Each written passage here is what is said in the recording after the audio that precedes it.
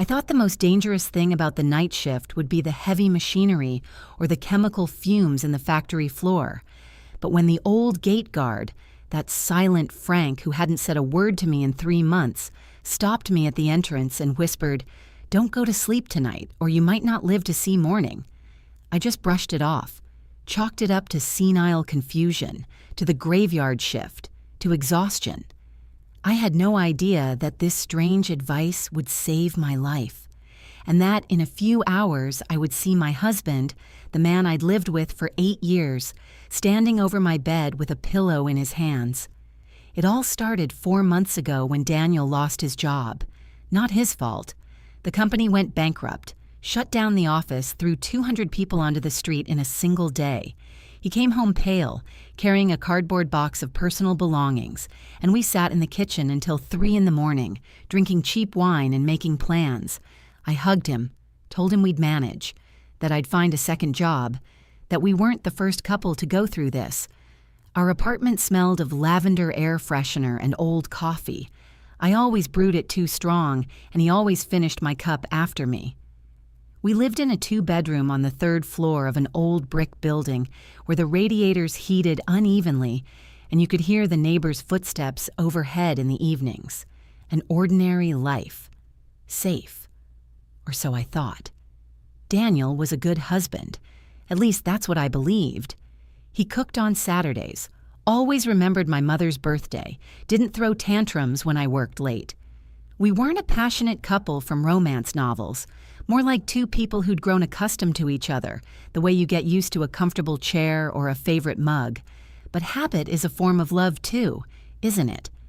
When I got the offer from Armatech Industries, we both knew there was no choice. Night shift, midnight to 8 in the morning, assembling electronic components. The pay was decent, almost double what I'd been making at the store where I worked days. Daniel said, "It's temporary, honey.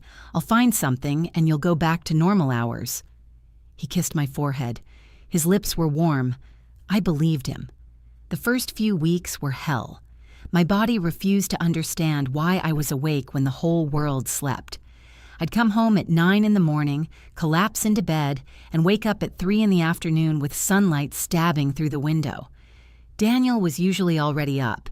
He said he was job hunting, sending out resumes, going to interviews. I saw his laptop on the table, open tabs with employment websites. Everything looked legitimate. The factory was a massive concrete monster on the outskirts of town, surrounded by a high fence topped with barbed wire. Security at the gates, ID scanners, cameras on every corner. My section was in the far building, a long corridor with fluorescent lights that hummed so loudly that by the end of the shift, my head would throb. We worked in silence, wearing masks and gloves, soldering microchips for military contracts. Nobody talked, just the hiss of soldering irons and the metallic smell of tin. Frank, the old guard, sat in the booth by the main gate. He was 70, maybe older. Gray hair, sunken cheeks, hands spotted with age. He checked badges, nodded, lifted the barrier, never smiled, never said anything beyond a dry, "Go ahead." The other guards joked around, smoked by the entrance, but Frank just sat and watched, always watching. I didn't know he was observing me, that he was tracking my car, memorizing when I arrived, when I left, that one day he would save my life. The first strange things started in October, small details, easy to miss. Daniel began lingering in the kitchen in the evenings when I was getting ready for work. Before, he'd always walk me to the door, kiss me, say, "Be careful." Now he'd shout, "Bye," from another room without looking up from his laptop. One day I came home early. The shift ended at 7 instead of 8. Technical malfunction on the line. I walk into the apartment and see Daniel in the bedroom, standing by my nightstand, holding my blood pressure pills. I freeze in the doorway. He flinches, drops the bottle back. "What are you doing?" I ask. He smiles, but the smile is wrong, too wide. "Just checking if you forgot to take them. You know how forgetful you can be." I'm not forgetful, never have been, but I nod, go to the shower and try to convince myself it means nothing. Then things started disappearing. My favorite mug, the one with "World's Okayest Wife" on it, vanished from the cabinet. I asked Daniel. He shrugs. Maybe it broke? Or you left it at work? I didn't leave it. I remember washing it before I left for my shift. A week later, my car keys disappeared. I searched the entire apartment, thought I was losing my mind, finally found them in the freezer behind a bag of frozen peas. The freezer. I never put keys in the freezer. When I showed them to Daniel, he laughed. "Honey, you're really overworked. Maybe you need a vacation." His voice was soft, caring, but his eyes were cold. I couldn't explain why, but his look made me shut up. 2 weeks after that, I woke up in the middle of the day. A sound had woken me. Voices. Daniel was talking to someone on the phone in the kitchen, the door slightly open. I lay motionless, listening. "Not as simple as you think," he said quietly. "It needs to look natural." Pause. I could hear him pacing, the soft thud of his bare feet on linoleum. "No, I'm not backing out. I just need more time. Yes, the policy is still active. 250,000. My heart stopped. Policy? What policy? I held my breath, straining to hear more, but he must have sensed something because suddenly the kitchen went silent. I closed my eyes, pretended to sleep. A moment later, I heard the bedroom door creak open. I felt him standing there, watching me. The hair on my arm stood up. After what felt like an eternity, the door closed softly. I didn't sleep the rest of that day. I lay there staring at the ceiling, my mind racing. 250,000, a life insurance policy. The realization crept over me like ice water. We had taken out life insurance policies 2 years ago. Daniel had insisted, said we needed to be responsible adults, 50,000 each. But 250? Had he increased mine without telling me? That night at work, I couldn't focus. I burned my fingers on the soldering iron twice, ruined 3 circuit boards. My supervisor, a hard-faced woman named Janet, pulled me aside during break. "You okay, Sarah? You seem distracted." "I'm fine," I lied. "Just tired." She studied me for a moment, then nodded. "Get some coffee. Can't afford mistakes on the military contract." I went to the break room, poured a cup of bitter, burnt coffee, and sat staring at the beige wall.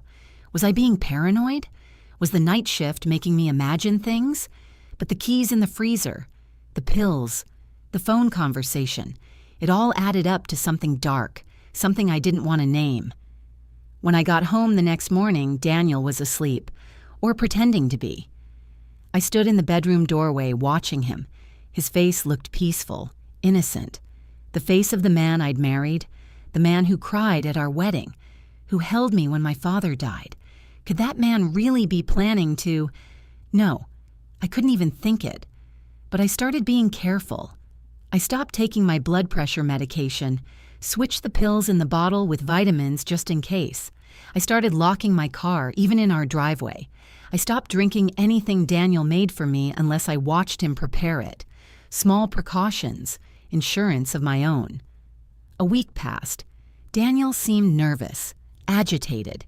He kept asking how I was feeling, if I was sleeping well, if I had any chest pains. The concern in his voice sounded genuine, but I'd started noticing how his jaw tightened when I said I felt fine, how his eyes narrowed, just slightly. One night, it was a Thursday, I remember, because Thursday was payday. I came out of the factory at 8 in the morning, exhausted. The sky was just beginning to lighten, that pale gray before dawn. I swiped my badge at the exit, pushed through the turnstile, and headed toward my car in the parking lot. "Mrs. Collins." The voice made me jump. I turned. Frank was standing outside his booth, which was unusual. He never left his post. He looked even older in the pre-dawn light, his face a map of wrinkles, his eyes sunken but sharp, impossibly sharp. "Frank, is everything okay?" He glanced around, then stepped closer. When he spoke, his voice was barely above a whisper, hoarse from disuse. "Don't go to sleep tonight. When you get home. Don't sleep." I stared at him. "What? Why?" "Can't explain, just don't. Stay awake no matter what. Lock your bedroom door and—" He reached into his pocket, pulled out a small can of pepper spray. "Take this. Keep it under your pillow." My hands were trembling as I took it. "Frank, you're scaring me. What's going on?" But he was already walking back to his booth, shaking his head. "Just trust me, Mrs. Collins. Stay awake tonight. Please." I stood there in the parking lot, holding the pepper spray, my mind spinning. How did Frank know? Know what? What was he warning me about? But deep down, in that animal part of the brain that recognizes danger, I knew. I'd known for weeks. I just hadn't wanted to admit it. I drove home in a daze, Frank's words echoing in my head. The streets were empty, the city still sleeping. When I pulled into our driveway, I saw Daniel's silhouette in the kitchen window, watching, waiting. I walked into the apartment, keeping my hand on the pepper spray in my pocket. "Morning, honey," Daniel called out, too cheerful. "I made breakfast." "Your favorite, pancakes." I looked at the stack of golden pancakes on the table, the butter melting into small pools, the syrup glistening. My stomach turned. "That's sweet, but I'm not hungry. Long night. I'm just going to sleep." His face fell, just for a second. Then the smile returned. "You sure? You barely ate yesterday." "I'm sure." I kissed his cheek. It felt like kissing a stranger, and headed to the bedroom. I closed the door, turned the lock. We'd never locked the bedroom door before. The click sounded loud in the silence. I pulled out my phone, thought about calling the police. And saying what? My husband made me pancakes? I overheard a vague phone conversation? They'd think I was crazy. I sat on the bed, still in my work clothes, the pepper spray clutched in my hand. Frank had said, "Don't sleep, stay awake." But I was exhausted, my eyes already burning. How long could I keep this up? I heard Daniel moving around outside, the clink of dishes, water running. Then footsteps approaching the bedroom. The doorknob turned, locked. A pause. "Sarah? Why's the door locked?" I swallowed hard. "Sorry, force of habit. I'm really tired, Daniel. Can we talk later?" Another pause. Longer this time. "Sure. Sleep well, honey." His footsteps retreated. I waited, listening. The apartment went quiet. Too quiet. I forced myself to stay sitting up, legs crossed on the bed. I scrolled through my phone, read articles I didn't absorb, played games that couldn't hold my attention. An hour passed. 2. My head kept nodding forward, jerking back up. The room was warm, the bed so soft. "Just a few minutes of rest," my body begged. "Just close your eyes for a moment." "No." Frank's voice in my head. "Don't sleep."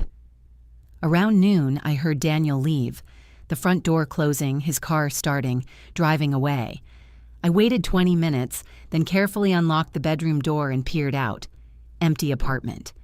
I rushed to his desk, opened his laptop, password protected. Damn. I searched his drawers, found nothing. His phone was gone. Of course he'd taken it with him.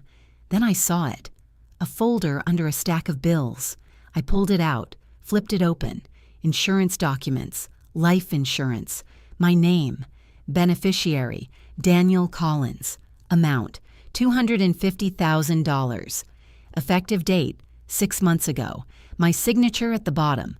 Only it wasn't my signature.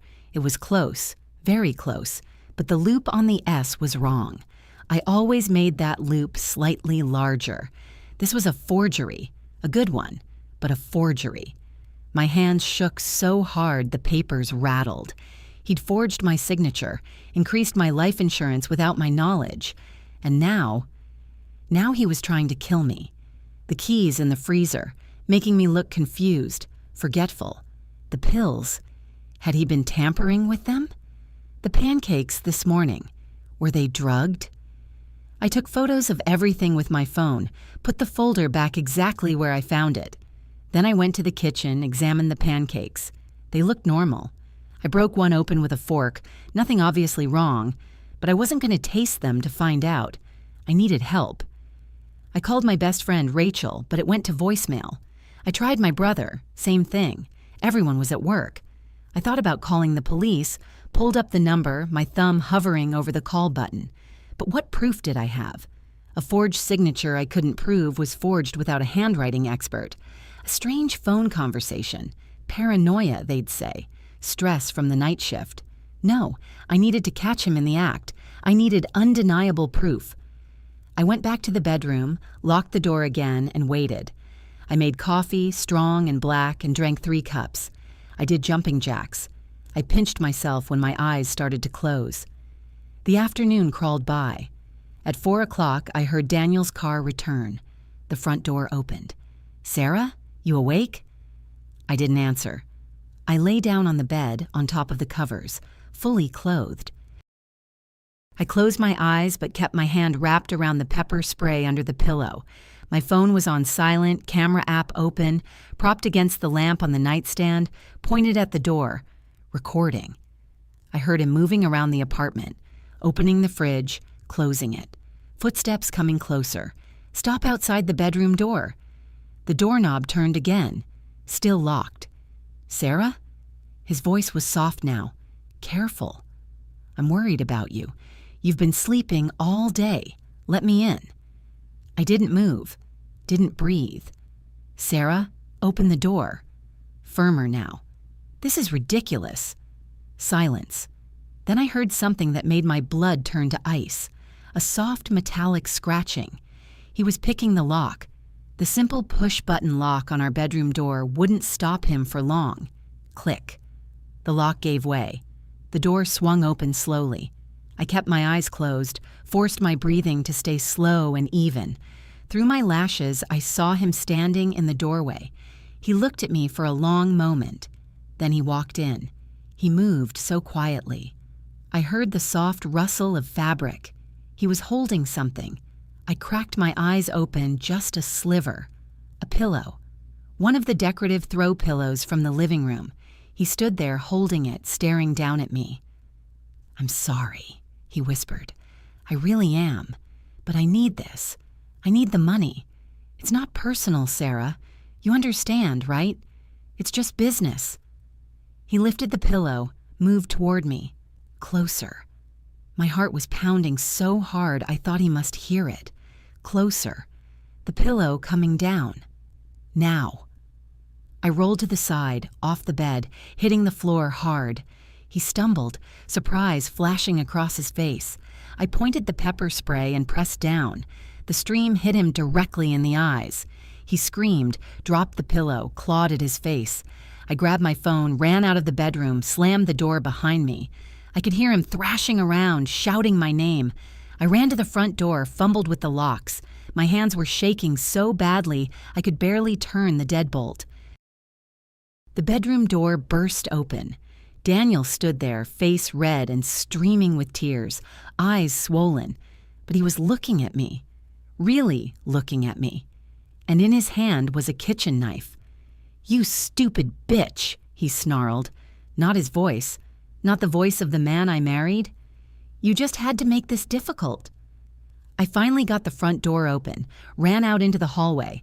Mrs. Patterson from 3B was coming up the stairs carrying groceries. She took one look at my face, at Daniel behind me with the knife, and dropped her bags. "Call 911, I screamed. Daniel stopped. He looked at Mrs. Patterson, at me, at the knife in his hand, and something in him seemed to break. He dropped the knife, sank to his knees in the hallway, and started crying. Deep, wrenching sobs. "I'm sorry," he kept saying. "I'm sorry, I'm sorry, I'm sorry." The police came. I showed them the video on my phone, Daniel standing over me with the pillow, his confession about needing the money. I showed them the forged insurance documents. They arrested him right there, handcuffed him, read him his rights. He didn't resist, just kept crying, kept apologizing. Later, much later, after the statements and the evidence collection and the chaos, a detective told me the full story. Daniel hadn't been job hunting. He'd been gambling. Online poker, sports betting, everything. He'd racked up $70,000 in debt to some very dangerous people. People who'd given him a deadline, either pay up or pay with his life. The life insurance seemed like the only way out. Kill me. Make it look natural. An accidental overdose of blood pressure medication, maybe a tragic heart attack in my sleep. Collect the payout. Solve his problems. How long? I asked the detective. How long was he planning this? Based on when he took out the policy? About 5 months? He's been working up to it. The gaslighting, making you seem unstable, establishing a pattern of forgetfulness. If he'd succeeded, it probably would have worked. Everyone would have believed you just took too many pills by accident. I thought of Frank, the silent gate guard. How did Frank know? How did he figure it out? The detective shook his head. We asked him. He said he just noticed patterns. You seemed scared lately. Your husband had been coming to the factory, parking outside during your shift, watching. Frank has been doing security work for 50 years. He's seen things, recognized the signs. Frank saved my life. A man I'd never even had a real conversation with, who noticed what no one else did, who cared enough to warn a stranger. 3 months later, I stood outside the factory at sunrise. My last day. I'd found a new job, day shift, in an office downtown.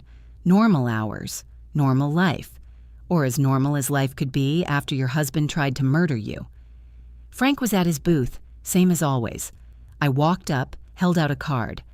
I'm leaving today. Wanted to thank you for everything. He took the card, read it, and for the first time in 3 months, I saw him smile. Just a small curve at the corner of his mouth.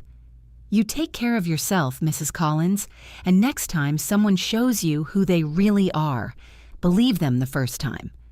I nodded. I will. I drove away from Armatech Industries for the last time, watching it shrink in my rearview mirror. The sun was fully up now, warm and golden. A new day, a new beginning. Daniel took a plea deal. Attempted murder, insurance fraud, forgery, 15 years. At the trial, I looked at him across the courtroom, this stranger wearing my husband's face. He mouthed, "I'm sorry," one last time. I looked away. Sometimes I still wake up in the middle of the night, heart pounding, thinking I hear footsteps in the hallway.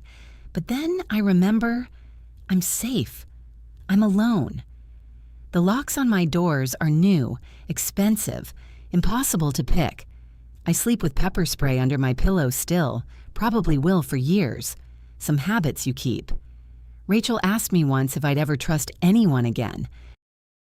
I thought about it, about how the person who promised to love and protect me had been the one trying to kill me, about how a silent stranger had been the one to save me. I'll trust, I said finally, but I'll verify, always. She nodded, understanding. Now I work in the sunshine, come home while it's still light, cook dinner in my own kitchen with the door locked. I don't date, don't know if I ever will again, but I'm alive, I'm free. And every morning when I wake up and see the sun coming through the window, I think of Frank, standing in that parking lot in the gray pre-dawn, pressing pepper spray into my hands. "Stay awake," he'd said. "Don't sleep tonight." I stayed awake, and I survived. That's enough.